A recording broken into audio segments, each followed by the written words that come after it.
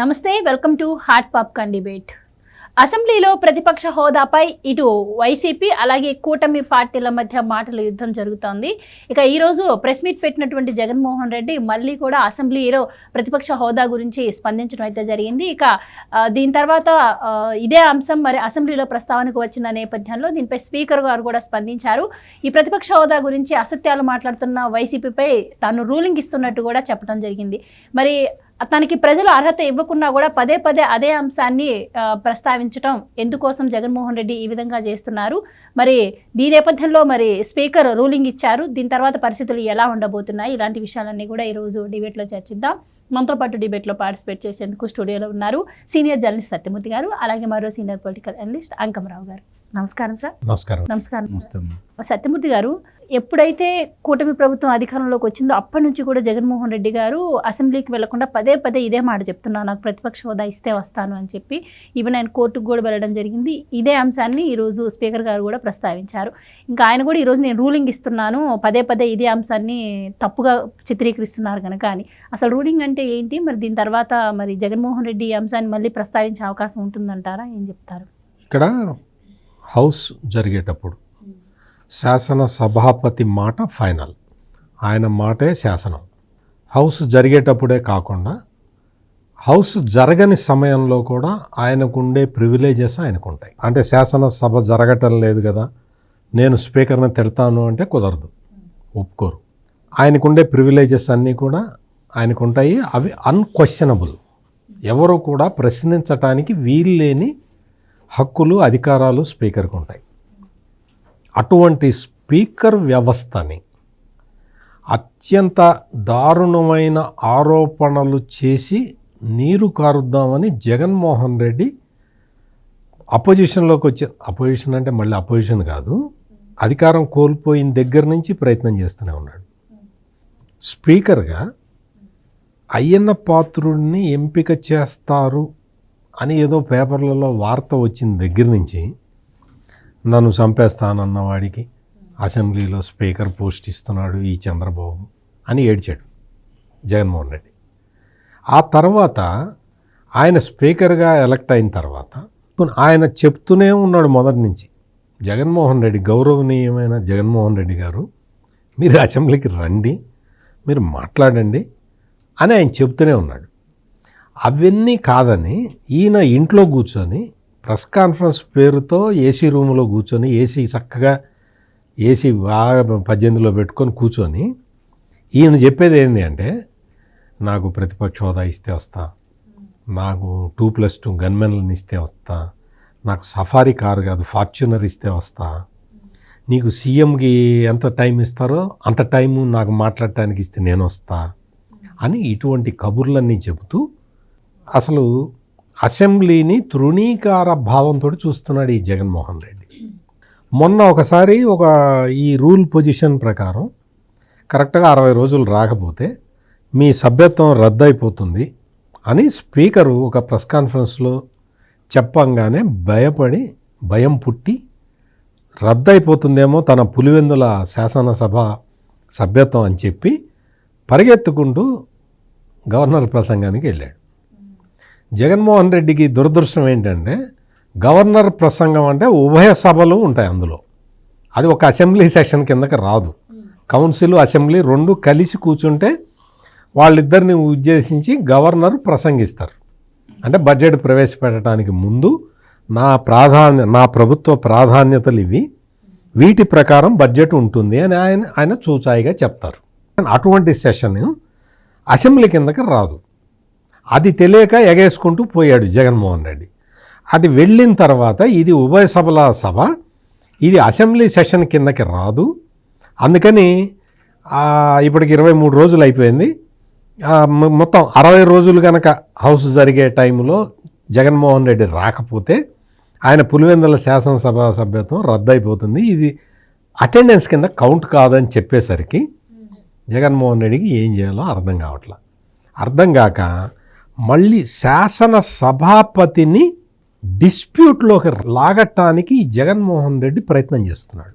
అతి పవిత్రమైన స్పీకర్ వ్యవస్థని తమ్మినేని సీతారాం లాంటి ఒక వ్యక్తితోటి ఫిల్ చేసి ఆ Tammineni Seetharamu SPG NSG cover తీసేస్తే చంద్రబాబు అని ఇట్లా చిటికేసి చెప్పాడు తమ్మినేని సీతారాం, జగన్మోహన్ రెడ్డి పెట్టిన స్పీకర్. అంటే చంద్రబాబు నాయుడిని వేసేస్తాం అన్నట్టుగా స్పీకర్ మాట్లాడాడు. స్పీకర్ ఆనాటి స్పీకరు తమ్మినేని సీతారాము అత్యంత దారుణమైన మాటలు, అమరావతిని శ్మశానం అని అదని అన్న వాళ్ళల్లో ఆనాటి స్పీకర్ కూడా ఉన్నాడు. అంటే స్పీకర్ వ్యవస్థని తన కాళ్ళ కింద బానిసలాగా చూసిన వ్యక్తి జగన్మోహన్ రెడ్డి. ఇప్పుడు కూటమి ప్రభుత్వం అధికారంలోకి వచ్చిన తర్వాత స్పీకర్ వ్యవస్థని అత్యంత పవిత్రమైన వ్యవస్థగా మళ్ళీ తీర్చిదిద్దింది. డిప్యూటీ స్పీకర్ని తీసుకొచ్చి రఘురామకృష్ణరాజుని డిప్యూటీ స్పీకర్గా పెట్టి మీరిద్దరూ శాసన వ్యవస్థని మీరు ప్రక్షాళన చేయండి అంటే వాళ్ళంతా కూడా మంచి కంజీనియల్ అట్మాస్ఫియర్ తోటి సభను నడుపుతూ ఉన్నారు. ఈ నడుపుతూ ఉంటే ఇతను ఏం చెప్తున్నాడు అంటే నాకు అపోజిషన్ స్టేటస్ ఇవ్వాలి అంటాడు. నీకు రాదు అని చెప్పారు అందరూ. నీకు మొత్తం ఇవాళ స్పీకరు ఒక రూలింగ్ ఇచ్చాడు. ఆ స్పీకర్ రూలింగ్ అంటే దిస్ ఈజ్ ఫైనల్. ఇంకా దీన్ని సుప్రీంకోర్టు రాజ్యాంగ ధర్మాసనం కూడా దీన్ని ప్రశ్నించలేదు. స్పీకర్ రూలింగ్ హౌస్ జరిగేటప్పుడు స్పీకర్ ఇచ్చిన రూలింగ్ని న్యాయస్థానాలు కూడా ప్రశ్నించలేవు. అంటే అంత అథారిటీ ఉంటుంది స్పీకర్కి శాసనసభ మీద, శాసనసభ నియమ నిబంధనల మీద అంత అథారిటీ ఉంటుందన్నమాట. అది రూలింగ్ అంటే. ఆ రూలింగ్ని ఇవాళ శాసనసభ స్పీకర్ ఇచ్చారు. ఆ రూలింగ్లో ఏముంది అంటే జగన్మోహన్ రెడ్డి అన్ని అబద్ధాలు చెబుతున్నాడు అంటే అందులో జిస్ట్ చెప్తున్నా ఊరికే, అంటే ఆ మొత్తం టెక్స్ట్ నేను చెప్పడానికి టైం సరిపోదు కాబట్టి జిస్ట్ చెప్తున్నా, అన్ని తప్పులు చెబుతున్నావు జగన్మోహన్ రెడ్డి. ఇది ఇంకా కేసు హైకోర్టు మొన్న జగన్మోహన్ రెడ్డి అంతకుముందు ప్రెస్ కాన్ఫరెన్స్లో ఏం చెప్పాడంటే హైకోర్టు స్పీకరు హైకోర్టుకి చెప్పాలి నాకు ఇస్తాడో ఇవ్వడో అని ఇట్లా తృణీకార భావంతో స్పీకర్ గురించి మాట్లాడాడు. ఆ విషయాన్ని ఇప్పుడు స్పీకర్ తన రూలింగ్లో ప్రస్తావించి ఏం చెప్పాడు అంటే నువ్వు అసలు ఆ హైకోర్టులో ఆ కేసు అడ్మిషన్ స్టేజ్లో ఉన్నది, ఇంకా దాన్ని అడ్మిట్ చేసుకోలేదు, మాకు నోటీసులు ఇవ్వలేదు, మాకు ఇది చేయలేదు, అటువంటివి ఏమీ జరగలేదు. నువ్వు అసెంబ్లీ స్పీకరు కోర్టుకి చెప్పుకోవాలి అన్నట్టుగా మాట్లాడుతున్నావు, టేక్ కేర్ అని చెప్పాడు ఆయన. ఇది ఆయన చెప్పింది. పైగా రూల్ పొజిషనే కాకుండా సభా సాంప్రదాయాలు, గత సాంప్రదాయాలన్నింటినీ ఆయన ప్రస్తావించి నీకు సభలో 10% సీట్లు లేవు కాబట్టి, 10% సీట్లు అంటే 175లో 18 సీట్లు ఉండాలి.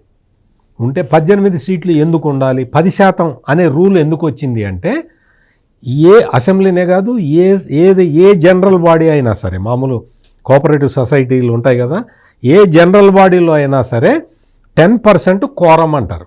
కోరం లేకపోతే జనరల్ బాడీ జరగడానికి వీలు లేదు. అదే నిబంధన అసెంబ్లీలో కూడా ఉంటుంది. 10% కోరం ఉండే సభ్యులు, అంతమంది సభ్యులు ఉంటే తప్ప నీకు ప్రతిపక్ష హోదా రాదు. అందుకని 18 మంది నీకు శాసనసభ్యులు లేరు కాబట్టి, నీకు 11 ఉన్నాయి కాబట్టి నీకు ప్రతిపక్ష హోదా రాదు పో అని ఆయన చాలా స్పష్టంగా కేటగారికల్గా ఇంగ్లీషులో తెలుగులో 2 భాషల్లో చెప్పాడు. చెప్పిన తర్వాత నీకు ఆ రూలింగ్ని ఇంకా నువ్వు ఏం చేస్తావు, ఎక్కడికి వెళ్తావు, ఏం ప్రశ్నిస్తావు, నీకు లేదు, అసలు రూల్ పొజిషనే లేదు. నువ్వు రా, అసెంబ్లీకి రా, నీకు చక్కగా మంచి సీటు, ఫ్యాన్ కింద సీట్ ఇస్తాము, కెమెరా నీకు సపరేట్గా పెడతాం, రావయా, నువ్వు మాట్లాడవయా అని అందరూ చెప్పారు. నిన్న శాసనసభ వ్యవహారాల మంత్రి పయ్యావుల కేశవ్ కూడా రిక్వెస్ట్ చేశాడు, అధ్యక్ష ఆయనకి చెప్పండి రమ్మనండి, చక్కగా ఏసీకి దగ్గరలో సీట్ ఇస్తాము, రమ్మనండి అని కూడా చెప్పాడు. అయినా ఈయన వచ్చి నేను కోర్టులో కేసేస్తా, నాకు ఎందుకు రాదో చూస్తా, నీకు ఎందుకు వస్తుంది, ఇవ్వలే, 11 సీట్లు ఉన్నాయి, నీకు రాదు. అందుకని ఇప్పుడు ఈ రోజున స్పీకర్ రూలింగ్ ఇచ్చిన తర్వాత దీన్ని ధిక్కరించి, రూలింగ్ని ధిక్కరించి జగన్మోహన్ రెడ్డి మాట్లాడితే ఆయన శాసనసభ సభ్యత్వం 60 రోజులు హౌస్కి అటెండ్ కాకపోతే పోతుందని ఇంతకుముందు చెప్పా కదా. ఈ రూలింగ్ని ధిక్కరిస్తే సభకి పిలిచి అడ్మానిష్ చేస్తారు. జగన్మోహన్ రెడ్డికి ఇది తెలీదు.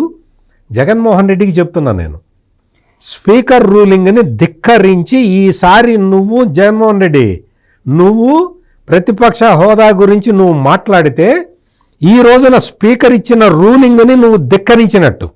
నువ్వు స్పీకర్ ఇచ్చిన రూలింగ్ని ధిక్కరిస్తే నిన్ను సభకి పిలిచి బోను కట్టి అక్కడ ఆ బోనులో నువ్వు చేతులు కట్టుకొని తలకా ఉంచుకొని నిలబడితే నిన్ను సభ అడ్మానిష్ చేస్తుంది. అడ్మానిష్ చేయడం అంటే అది డిక్షనరీ చూసి తెలుసుకోమని చెప్పు. అడ్మానిష్ చేస్తుంది సభ. అందుకని జగన్మోహన్ రెడ్డి ఇంకా నీ ఆట కట్టు. Right sir. అసలు ఇప్పుడు ప్రజలు ఇచ్చిన తీర్పుని అగౌరవపరుస్తూ నాకు ప్రతిపక్ష హోదా అని చెప్పి జగన్మోహన్ రెడ్డి అడుక్కోవటం అంటే గతంలో ఎప్పుడైనా చూసామా ఇలాంటి సందర్భాలు?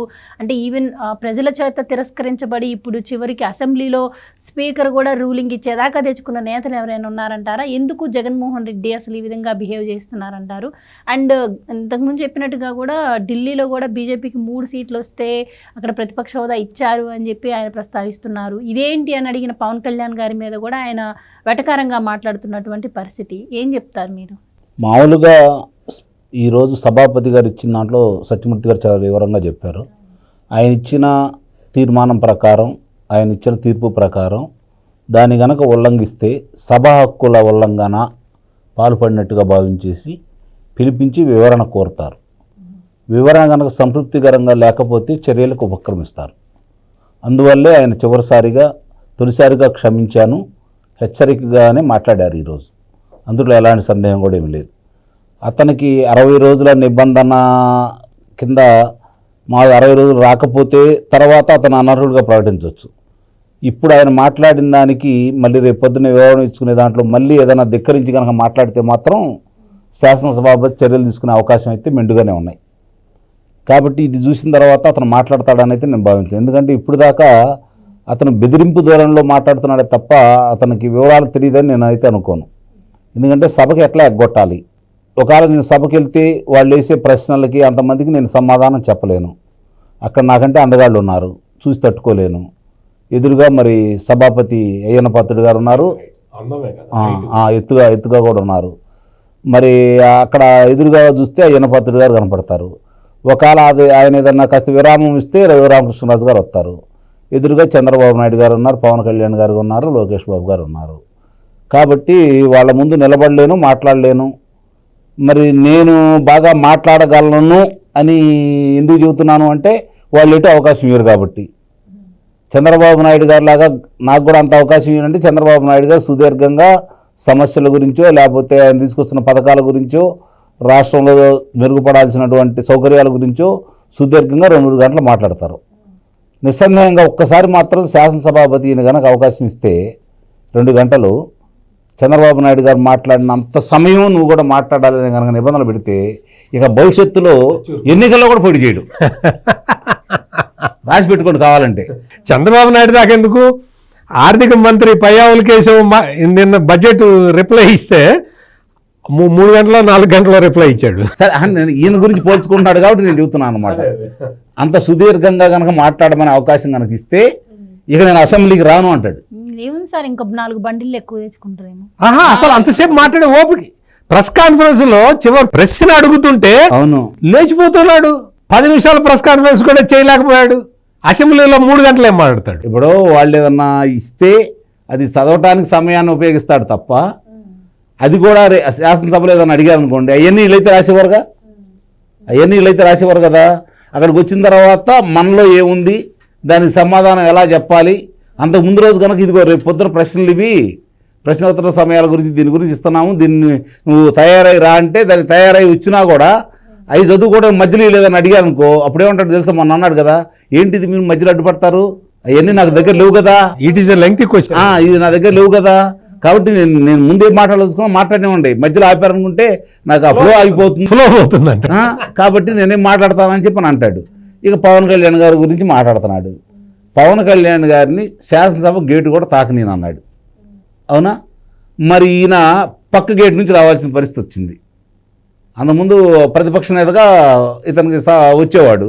ఈరోజు అది కూడా లేదు కాబట్టి ఎక్కడి నుంచో వస్తున్నాడు. శాసనసభ్యుడు సామాన్య శాసనసభ్యులాగా వస్తున్నాడు నియమ నిబంధనలకి. మరి నువ్వు రావచ్చు గిట్టుకుండా, న్యాయస్థానానికి వెళ్ళినాడివి, నిన్న గవర్నర్ గారి ప్రసంగానికి నీ సభ్యులను పంపించి నాకు ప్రధాన ప్రతిపక్ష నేతగా అవకాశం ఇవ్వండి అని చెప్పని గొడవ చేయించిన వాడివి, ఇట్లా నచ్చి గొడవ చేయి, అప్పుడు చూపిస్తారేంటో. వాళ్ళు ఉంటారు కదా అక్కడ మార్షల్స్ శాసనసభలో, వాళ్ళు చూసుకుంటారు ఏం చేయాలో, మరి ఈయనకి ఏ పదవి ఇవ్వాలో, ఏ విధంగా సన్మానం చేయాలో, ఏ విధంగా సత్కారం చేయాలో, ఏ విధంగా చేయాలో వాళ్ళు చూసుకుంటారు కదా. మళ్ళీ అది చాలా ఎందుకంటే తెలుసు అక్కడ ఏం జరిగిందో తెలుసు కాబట్టి మళ్ళీ అట్లాంటి పరిస్థితులకు మాత్రం ఎదురుపడ్డావు. ఇంత జరిగినా కూడా అంటే ఆ వెటకారంగా మాట్లాడటం, పవన్ కళ్యాణ్ గారి గురించి కార్పొరేటర్కి ఎక్కువ ఎమ్మెల్యేకి తక్కువ, అసలు మొదటిసారి ఎమ్మెల్యే అయ్యాడు అంటే ఎమ్మెల్యే అవ్వడం, అందుకే ఆయన గురించి ఏమన్నారంటే మొదటిసారి ఎమ్మెల్యే అయ్యి డిప్యూటీ సీఎం అయ్యాడు. నువ్వేమయ్యావు? నువ్వు మీ నాన్న ఏమయ్యారు? 40 ఏళ్ళు దేకితే వాళ్ళ నాన్న సీఎం కావడానికి 40 ఏళ్ళు దేకాడు కింద. ఇక్కడ ఒకటే గుర్తుపెట్టుకోండి, ఆయనకి 26 సంవత్సరాలు పట్టింది. ఎవరికి? వాళ్ళ నాన్నకి ముఖ్యమంత్రి కావడానికి 26 సంవత్సరాలు పట్టింది. 26 సంవత్సరాల్లో కూడా మధ్యలో కొన్ని రోజులు మంత్రిగా ఎలగబెట్టాడు. ఆ పార్టీ నుంచి ఆయన గెలిచిందేమో రెడ్డి కాంగ్రెస్ తరఫున. అప్పుడు ఆ బాట్ల శ్రీరామ్మూర్తి గారు సోయానా శాసనసభలో పెళ్లి కూతురు పారాయణి కూడా అరక తలికే లేచిపోయింది అని చెప్పని మాట్లాడాడు ఈయన గురించి. మరి అలాంటి వ్యక్తి ఈరోజు వాళ్ళ తండ్రి చేసిందేంటి, ఈయన చేసిందేంటి? ఈయన రాంగంలోనే లోక్సభ సభ్యుడయ్యాడు, తర్వాత ప్రతిపక్ష నేత అయ్యాడు. అంతే తప్ప ఈయన రాంగంలో ముఖ్యమంత్రి అయితే కాలేదు కదా. పవన్ కళ్యాణ్ గారు ఈరోజు గెలిచిన మొదటిసారే ఉప ముఖ్యమంత్రి అయ్యాడు. మరి ఆయన్ని నువ్వు విమర్శిస్తే ఎట్లా? అంటే ఏదన్నా కూడా మాట్లాడేదానికి ఆ తాహతు, మామూలుగా మనం ఏదన్నా మాట్లాడేదానికి ప్రజలు నమ్ముతారా లేదనే ఆలోచన కానీ లేదు. నేను చెప్పేది నిజమనే నమ్మకంగానే ఆయనకు ఉండాలి కదా. ఆయనకి ఎటు లేదు కాబట్టి ఇలాంటివన్నీ మాట్లాడుతూ ఉంటాడు. పవన్ కళ్యాణ్ ర్యాండమ్గా ఒక నియోజకవర్గాన్ని సెలెక్ట్ చేసుకొని అక్కడ పోటీ చేశాడు. నువ్వు రా పులివెందులు వదిలి బయటకు వచ్చి పోటీ చేయి, నీ పరిస్థితి ఏంటో అర్థమవుతుంది కదా. ఇప్పుడు అక్కడ దాకెందుకు? పెమ్మసాని చంద్రశేఖర్ గారండి, ఇప్పుడు కేంద్ర మంత్రి పెమ్మసాని చంద్రశేఖర్ గారు ఒకటే మాట అన్నాడు, నీకు అంత నమ్మకం ఉంది కదా, 175 వస్తానంటున్నాయి కదా, అది వదిలేసి ఇక్కడికి వచ్చి నా మీద పోటీ చేయి. పులివెందులు వదిలేసి రా, ఏదో ఒక నియోజకవర్గం పోటీ చేయి, నా మీద గెలువు. పులివెందులు వదిలిపెట్టి జమ్మల మడుగు వెళ్ళలేకపోయాడు ఈ జగన్మోహన్ రెడ్డి. పక్కనే ఉంటుంది జమ్మల మడుగు వెళ్ళడానికి భయపడ్డాడు, అక్కడికి వెళ్తే ఓడిపోతానని. అందుకని మళ్ళీ పులివెందుల్లోనే పోటీ చేస్తున్నాడు. అంటే అతనికి ఏ కాడికి కూడా పదవి ఎందుకు కావాలి? అతనికి డబ్బులు సంపాదించుకోవడానికి పదవి కావాలి, తన వ్యాపార సామ్రాజ్యాన్ని విస్తరించుకోవడానికి పదవి కావాలి. ఎందుకంటే సాక్షి దినపత్రికకి, సాక్షి ప్రసార మాధ్యమానికి ప్రభుత్వం తరపు నుంచి ప్రజల సొమ్ముని తన సంస్థల్లో మళ్లించుకోవడానికి ఒక సాధనంగా అది ఉపయోగపడింది. అలాగే తనకున్నటువంటి భారతీయ సిమెంట్ని రాష్ట్రంలో ఉన్న ఇల్లు కట్టినా కట్టకపోయినా 10 ఇళ్ళు కడుతుంటే 100 ఇళ్ళు కడుతున్నారని, 100 ఇళ్ళు కడితే 1000 ఇళ్ళు కడుతున్నారని, ఆ ఇంటికి ఒక్కోదానికి 100 బస్తాలు పెడితే 400 బస్తాలు పట్టినాయి అని చెప్పని ఈ విధంగా లెక్కలు రాసుకొని సొమ్ములు చేసుకోవడం కోసం మాత్రమే అతనికి పదవి కావాలి. అంతే తప్ప ప్రజల గురించి, ప్రజల అవసరాల గురించి, మౌలిక సదుపాయాల గురించి, విద్యను ఎలా మంచి నాణ్యమైన విద్యను అందించాలి, మరి వాళ్ళు చదువుకున్న వాళ్ళకి పక్క రాష్ట్రాలకు వెళ్లకుండా మన రాష్ట్రంలోనే ఉద్యోగ కల్పన ఎలా చేయాలి, ఇలాంటి ఆలోచన ఉండవాళ్ళంటే ఆ విధంగా చేసుకుంటూ వెళ్ళిపోతే, ఆ రోజు చంద్రబాబు నాయుడు గారు 95లో ముఖ్యమంత్రి అయినప్పుడు హైటెక్ సిటీ వచ్చినప్పుడు వాళ్ళు అడిగిన దానికి మేము అక్కడికి వస్తాము, మాకు కావాల్సినటువంటి అంటే ఏదైతే చదువుకున్న పిల్లలు కావాలి కదా, పక్క నుంచి తెచ్చుకోవాల్సిన పరిస్థితి ఏర్పడుతుంటే పక్క నుంచి వస్తే మనకేంటి ఉపయోగం, మన పిల్లలు చదువుకోవాలి, చదువుకున్న వాళ్ళకి ఉద్యోగాలు రావాలనే ఉద్దేశంతో 28 కాలేజీలు ఉంటే, కళాశాలలు ఉంటే దాన్ని 300 పెంచాడు ఆయన. ఇంజనీరింగ్ సాంకేతిక విద్యకు సంబంధించిన అన్నీ తీసుకొచ్చి ఆ రోజు పెంచుకుంటూ వచ్చాడు. కాబట్టి మన పిల్లలు ఇక్కడే ఉన్నారు, ఎక్కడెక్కడ వాళ్ళందరూ హైదరాబాద్ వచ్చారు, వివిధ సంస్థలు ఇక్కడికి వచ్చినాయి, ఉద్యోగ కల్పన జరిగింది. ఈరోజు దేశ విదేశాల్లో ఈరోజు ఉన్నారు అంటే ఆయన దిగిపోయిన నాటికి పుట్టని వాళ్ళు కూడా మొన్న ఆయన జరిగిన దానికి బాధపడి బయటకు వచ్చారు అంటే అప్పుడు కనీసం చదువుకోవడానికి కూడా రాని వాళ్ళు కూడా విదేశాల్లో ఉండి బయటకు వచ్చారు అంటే ఆయన వేసిన పునాదులని అర్థమైపోయినాయి కదా. అది చంద్రబాబు నాయుడు గారికి ఇప్పటి వరకు అంటే నేను పదే చెబుతాను, మళ్ళీ ఒకసారి చెబుతున్నాను, గుర్తుపెట్టుకోండి. రాజకీయంగా ఒక నాయకుడు బ్రతికుండంగా ఆయన గురించి ప్రజలు బయటకు వచ్చి ఆయన కోసం పోరాడి ఆయన చేసిన మేలు ప్రపంచానికి సాటి చెప్పిన ఏకైక నాయకుడు చంద్రబాబు నాయుడు గారు. ఇంకొకళ్ళు చూపించండి ఎక్కడైనా సరే. ఇందాక మీరు అన్నారు జగన్మోహన్ రెడ్డి లాంటి వ్యక్తి రాజకీయాల్లో ఉండకూడదని చెప్పి ప్రజలు కోరుకుంటున్నారు, రాజకీయాల్లోనే ఉండకూడదని ప్రజలు కోరుకుంటున్నారు. ఈరోజు పవన్ కళ్యాణ్ గారి పరిస్థితి అర్థమైంది కాబట్టి, ఈ రాష్ట్రం ఇలా ఇబ్బందుల్లో ఉంది కాబట్టి ఈ ఇబ్బందిని తీర్చగలిగిన వ్యక్తి, ముందుకు తీసుకెళ్ళగలిగిన వ్యక్తి, మన రాష్ట్రాన్ని తిరిగి గాడిన పెట్టగలిగిన వ్యక్తి చంద్రబాబు నాయుడు గారు లాంటి వ్యక్తి దగ్గర ఉంటే నేను నేర్చుకుంటాను అని చెప్పని ఈరోజు ఆయన పదే పదే శాసనసభలోనూ బయట కూడా దాని గురించి ప్రస్తావిస్తున్నాడంటే ఆయన వ్యక్తిత్వం ఎలాంటిది, ఆయన కించపరుస్తున్నావంటే నీ వ్యక్తిత్వం ఎలాంటిది. నువ్వు గంజాయి కంటే ఎక్కువ, తులసి మొక్క కంటే తక్కువ, ఇది మీ వాళ్ళే చెబుతున్నారు. లేదంటే చర్లపల్లి జైలు కంటే ఎక్కువ, తీహార్ జైలు కంటే తక్కువ అని చెప్పిన వాళ్ళే భావిస్తున్నారు. కాబట్టి నీ పరిస్థితి ఏంటో, నువ్వేంటో, నీ పార్టీ ఏంటో, నీ భవిష్యత్తు ఏంటో ప్రజలు ఒక నిర్ణయానికి వచ్చారు. ఇప్పటికీ 11 స్థానాలు పరిమితం చేశారు. భవిష్యత్తులో రాజకీయ సమాధి కట్టడానికి ప్రజలైతే సిద్ధంగా ఉన్నారు. నువ్వు ఏ కాడికి ఇంకా బేకర ప్రతిజ్ఞలు పోతూ బేకరంగా మాట్లాడుతూ నీ పార్టీని అంత తొందరగా మూసేయాలన్న తలంపుతోటి నువ్వు ఇలాంటి ప్రేలాగుతున్నావు అని చెప్పి అయితే నేనైతే భావిస్తున్నాను. రైట్ సార్, జగన్మోహన్ రెడ్డి గారు అసెంబ్లీకి రాకపోవడం మీద చాలా రకాల వార్తలు వినిపిస్తూనే ఉన్నాయి, ఇటు కూటమి నుంచి కానీ ఇటు వైసీపీ నుంచి కానీ.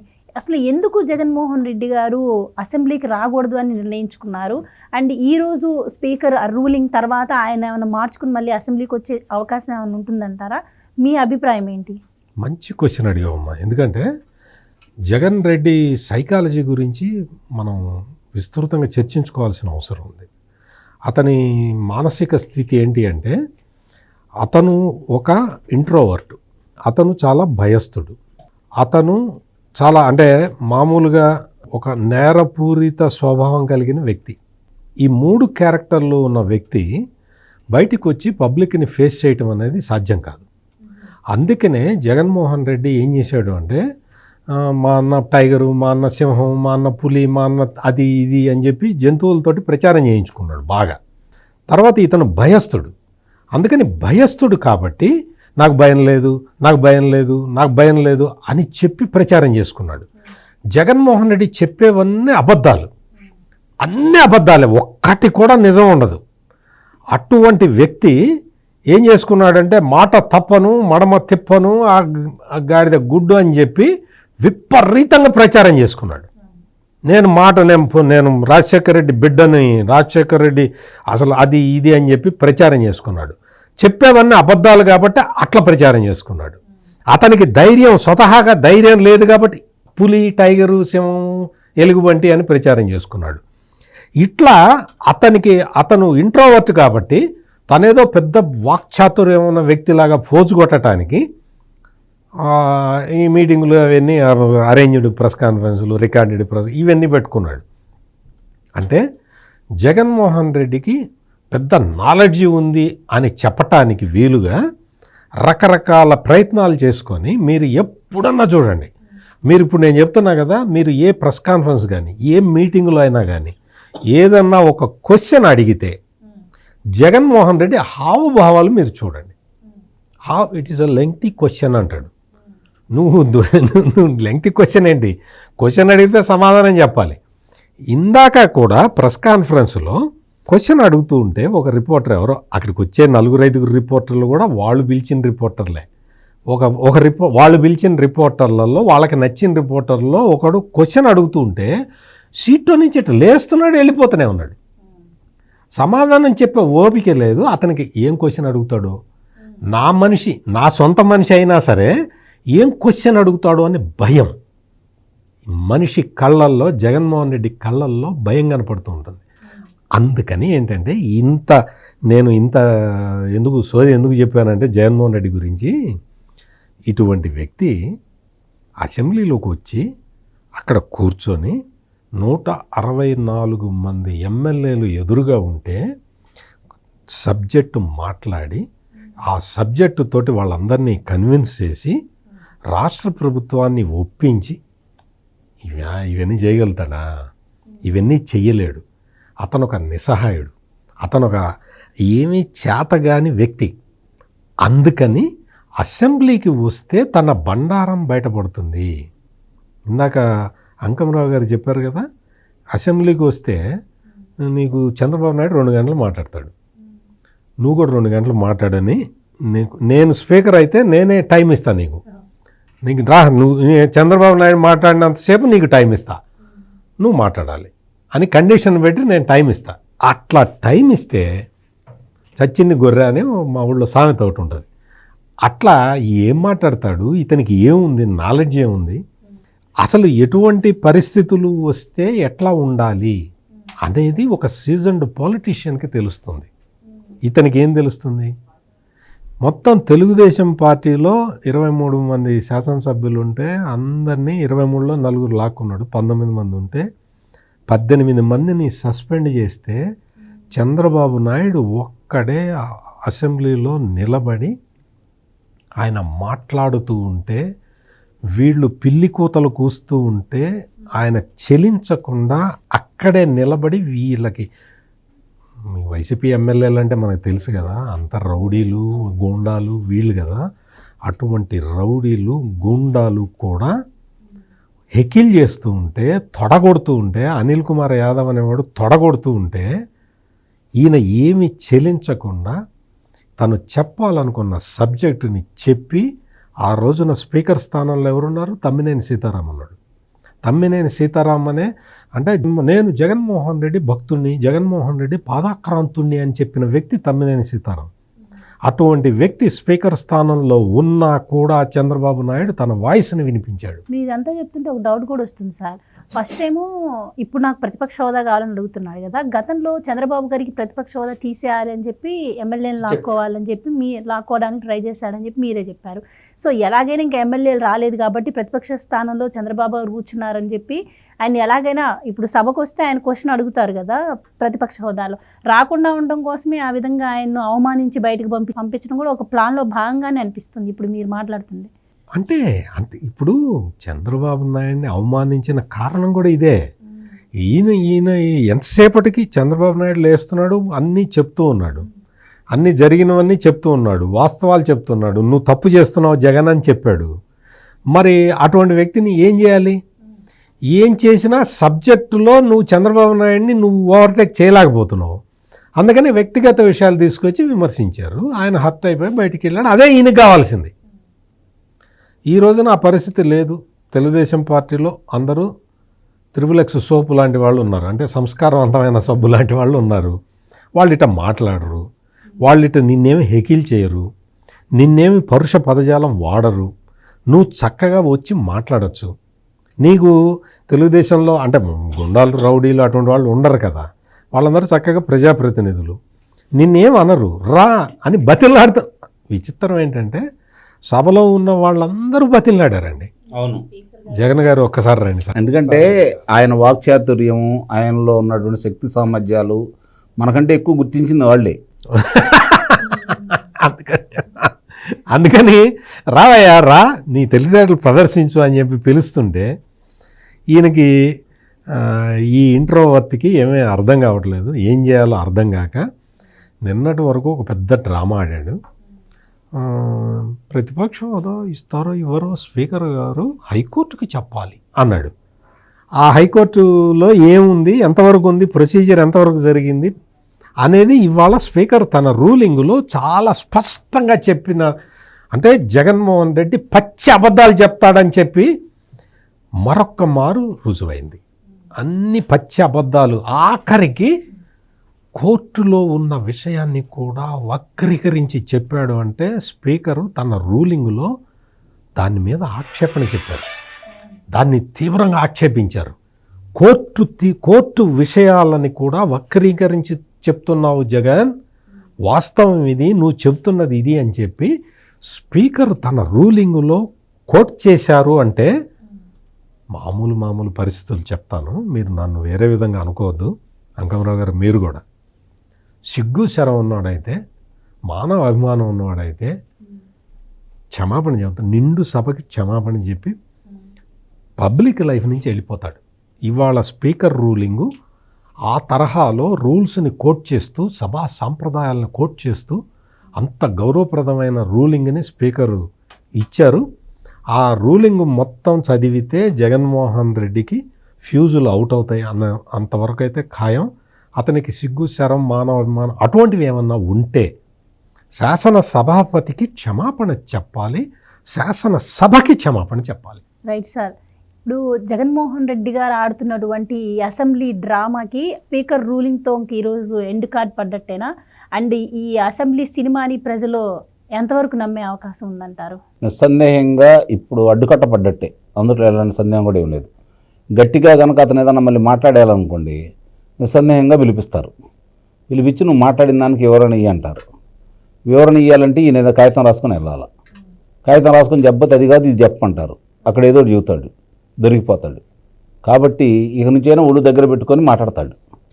కాదు కూడదు అనుకుంటే నన్ను ఈ విధంగా నేను ప్రతిపక్ష నేతగా నన్ను గుర్తించండి అంటే ఇవ్వకుండా ఉంటున్నారు. ఇందాక మీరు అన్నారు కదా, ఢిల్లీలో ముగ్గురు భారతీయ జనతా పార్టీలోకి వస్తే ఇచ్చారు అంటే, సరే వాళ్ళు ఎందుకు ఇచ్చారని తీసి పక్కన పడేస్తే, స్వతహాగా మామూలుగా అది నిబంధనలో ఉందా లేదా అని తీసి పక్కన పడేస్తే 10% మంది సభ్యులు అంటే వాళ్ళ తరపు నుంచి ఎన్నికైతే, ఇందాక సత్యమూర్తి గారు చెప్పినట్టు 18 మంది కనుక ఎన్నికైనట్టయితే ఆయనకి మామూలుగానే ఇచ్చేసేవాళ్ళు. అది ప్రజలు ఇవ్వాల్సింది. అది సభాపతి, ముఖ్యమంత్రి గారు, గవర్నర్ గారు వాళ్ళకు సంబంధించింది అయితే కాదు. కాకపోతే విచక్షణాధికారం అనేది శాసనసభాపతికి ఉంటుంది కాబట్టి వీళ్ళు అడగడానికి ఆస్కారం ఉంది. పదే అడుగుతున్నారు. అడిగే రీతిలో కనుక అడిగి ఉన్నట్టయితే అది ఎట్లా ఉండేదో, మామూలుగా శాసనసభకి వెళ్ళేసి ప్రశ్నోత్తరాల సమయంలోనో లేకపోతే ప్రజల సమస్యల గురించి ఎత్తి మాట్లాడుకుంటూ ఉండి దాని గురించి ఏదైనా తర్వాత అడిగితే ఎట్లా ఉండేదో. అసలు మొట్టమొదట రావడంతో నాకు ప్రధాన ప్రతిపక్ష నేతగా ఇవ్వండి, నాకు సమయం ఇవ్వండి, ముఖ్యమంత్రి గారు ఎంత మాట్లాడితే అంత సమయం నాకు ఇవ్వండి, లేదంటే మాకు మాట్లాడే అవకాశం ఇవ్వరు కదా అని చెప్పంటే, మీకు మాట్లాడే ఉద్దేశం లేదనే కదా దాని అర్థం. మీకు మాట్లాడే ఉద్దేశం లేదు, ప్రజల సమస్య గురించి చర్చించే అవకాశం మీకు లేదు, ఆ ఆలోచన కూడా మీకు లేదు. ప్రజా సమస్యల కంటే స్వప్రయోజనాలు ముఖ్యం. ఎందుకు అడుగుతున్నాడు అంటే, బెంగళూరు నుంచి ఇక్కడ రావాలంటే ఇప్పుడు సొంత డబ్బులు పెట్టుకోవాలి. ఇప్పుడు అది కనుక ఉందనుకోండి దర్జాగా వెళ్ళి రావచ్చు. అంటే సౌకర్యాల కోసం అడుగుతున్నాడే తప్ప ప్రజల కోసమో లేకపోతే దాన్ని ప్రస్తావించడం కోసం మాత్రం కాదు. ఇది గమనించుకోవాలి. రేపొద్దున ఇప్పుడు పానీలు అని చెప్పని ఇచ్చారు, రేపొద్దున మళ్ళీ న్యాయస్థానానికి వెళ్ళి చూసారా, నాకు ప్రతిపక్ష నేత ఇచ్చారు 39.5% వచ్చినాయి, కాబట్టి లెక్క ప్రకారం నాకు 2 సంవత్సరాలు ముఖ్యమంత్రి కావాలని చెప్పని మళ్ళీ అడుగుతాడు. ఇచ్చేద్దామా? ఇది రేపొద్దున వాళ్ళ మధ్య ఉండే సమస్య. కాబట్టి అవతలాతను తింగరాడనే సంగతి వాళ్ళకి తెలుసు కాబట్టి, తింగర ప్రశ్నలు వేస్తాడనే సంగతి తెలుసు కాబట్టి ఇవన్నీ కూడా పక్కన పెట్టేసి వాళ్ళ పని వాళ్ళు చేసుకుంటూ వెళ్ళిపోతున్నారు. పొరపాటున ఎప్పుడన్నా వస్తే అతను సుభాషితాలు విందాం, వేమన శతకాలు మనం కూడా నేర్చుకుందాం, అంతే తప్ప మనమైతే మాత్రం అతనికి ఎలాంటి అవకాశం ఇవ్వకూడదని చెప్పేసి వీళ్ళు తీర్మానం చేసుకున్నారు. అంటే అది తీర్మానం ఎందుకు చేసుకున్నారా అంటే సభా నియమ నిబంధనలో లేదు. అది నిజం కనుక ఉండుంటే ఇవ్వకపోతే దాని గురించి అతను రాద్ధాంతం చేసినా కూడా ఒక అర్థం అనేది ఉంది. ఈరోజు ప్రజలు కూడా ఏమనుకుంటున్నారు, ఎప్పుడన్నా ఒకసారి వస్తేనే భరాయించలేకపోతున్నారా బాబు, రోజు వచ్చాయంటే లేనిపోయిన ఇబ్బంది మాకు, కాబట్టి ఎట్టి పరిస్థితిలో ప్రతిపక్ష హోదా ఇవ్వవద్దని చెప్పి ప్రజలు కూడా కోరుకుంటున్నారు. ప్రజలలో సానుభూతి లేదు, ప్రజల అభిప్రాయంలో మార్పు లేదు. వాళ్ళకి ఎంత ఉంటుంది? వాళ్ళు అసలు నిన్ను ఎక్కడ దొరుకుతావా, నువ్వు చేసిన అరాచకాలన్నీ ఎక్కడ బయట పెడదావా అని చెప్పి ఎదురు చూసేవాళ్ళు నీకు అసలు అవకాశం ఎందుకు ఇస్తారు? అందుట్లో వాళ్ళకి ఈరోజు నీ మీద కక్ష తీర్చుకునే ఆలోచన అయితే వాళ్ళకి లేదు. కానీ చేసిన తప్పులకు శిక్షించాలనే కోరికలో వాళ్ళు ఉన్నారు. నువ్వన్నట్టు కక్షపూరిత రాజకీయాలే చేయాలని చెప్పి కనుక చంద్రబాబు నాయుడు గారు, పవన్ కళ్యాణ్ గారు, లోకేష్ గారు భావించి ఉన్నట్టయితే జూన్ 12వ తారీఖు నాడు ముఖ్యమంత్రిగా ప్రమాణ స్వీకారం చేసి వాళ్ళు మంత్రిగా అయిపోయిన తర్వాత 14వ తారీఖే నిన్ను తీసుకొని లోనేయడానికి కావాల్సిన ఆధారాలన్నీ వాళ్ళ దగ్గర ఉన్నాయి. అయినా సరే నిన్ను ఎందుకు వదిలేస్తున్నారంటే సాక్ష్యాధారాలు బలంగా అట్టుపెట్టి రేపు పొద్దున ఒక అభియోగం మోపి నిన్ను గనక మాజీ ముఖ్యమంత్రి కాబట్టి నిన్ను గనక అదుపులో తీసుకుంటా ఉంటే న్యాయస్థానం ముందు నువ్వేం చేసావో వివరణతో సహా వాళ్ళకి ఇచ్చేసిన తర్వాత నిన్ను బయటికి రాకుండా చేయాలనే తలంపుతోటి వాళ్ళు సాక్ష్యాధారాల కోసం ఎదుగుతున్నారు. ముందుగా తెలివిగల వాళ్ళు ఏం చేస్తారంటే రాజులు ముఖాముఖి రాజుతోటి ద్వంద్వయుద్ధం చేస్తారు, లేదంటే ముందు సైన్యాన్ని అతనికి ఉన్నటువంటి ఆర్థికమైనటువంటి బలాన్ని తగ్గించుకుంటూ వెళ్తారు. చంద్రబాబు నాయుడు గారు కూడా అలానే చేసుకుంటూ వెళ్తున్నారు. కాబట్టి ఒక్కోటి ఆయన పక్క తప్పించుకుంటూ చివరికి ఏకాగ్ర నుంచి అప్పుడు రమ్మంటాడు ద్వంద్వ యుద్ధానికి, ఎటు పారిపోతాడు కాబట్టి కారాగారంలో వేస్తారు.